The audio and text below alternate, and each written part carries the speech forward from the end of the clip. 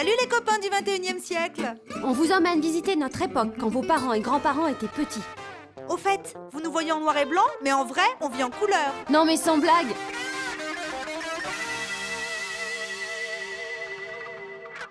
Chers téléspectateurs, bonjour! En direct de l'Élysée, mon petit frère et moi, on va vous parler aujourd'hui de la République française.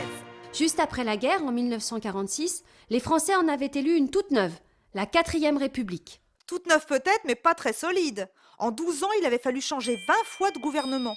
Devant l'impossibilité de faire voter une nouvelle loi électorale, M. Pleven est venu apporter au président de la République la démission de son gouvernement. Devant la défection d'une partie de sa majorité à l'Assemblée, M. Pinet a remis la démission de son gouvernement au président de la République. La démission de M. Laniel a été acceptée par le président de la République.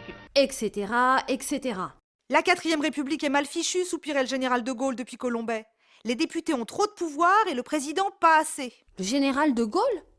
Je croyais qu'il était parti faire une traversée du désert. Mais non, gros bêta, c'est seulement une image pour dire qu'il s'était retiré de la vie politique.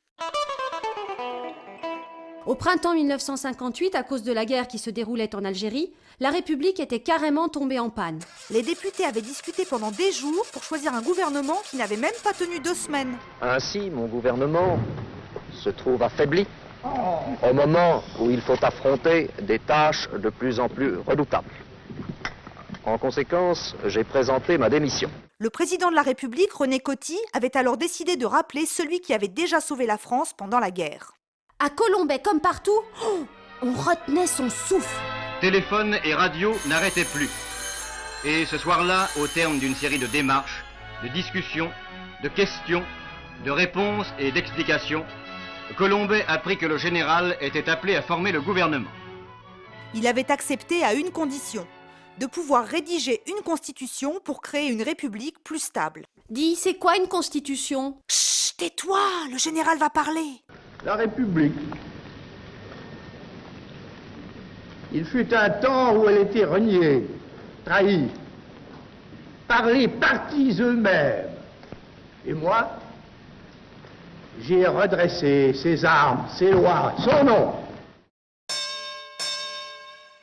La priorité pour le général, c'était de donner plus de pouvoir au président pour qu'il soit un vrai arbitre au-dessus des disputes politiques.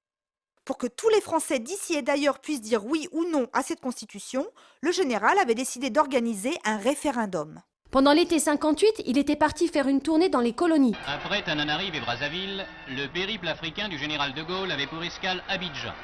Des rois et chefs coutumiers aux plus humbles, l'accueil réservé au chef du gouvernement fut débordant d'enthousiasme.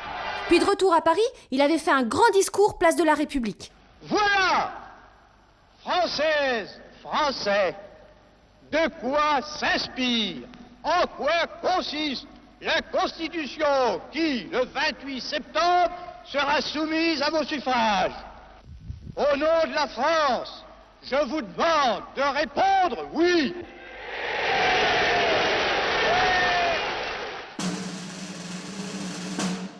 Il avait été sacrément convaincant, le général, parce que les Français avaient voté oui à 82%. Certains, comme les communistes, disaient pourtant que la 5e République donnait trop de pouvoir au président. Ils la comparaient même à une dictature. Alors là, le général s'était fâché tout rouge. Mais pourquoi voulez-vous qu'à 67 ans, je commence une carrière de dictateur? Quelques semaines plus tard avait eu lieu l'élection du président de la République. Et devinez qui avait été élu dès le premier tour avec 78% des voix? L'heure de la 5e République. Le général de Gaulle, élu président de la République, entre à l'Élysée.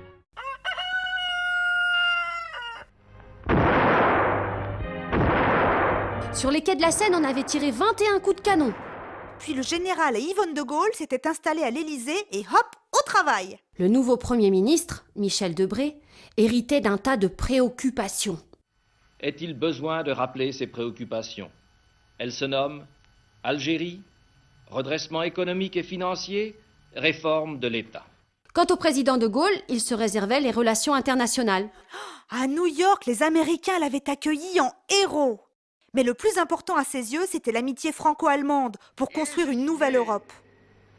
Eine große Freude und eine große Ehre. L'Europe, disait papa, ça ne marchera jamais. Allez, à bientôt les copains!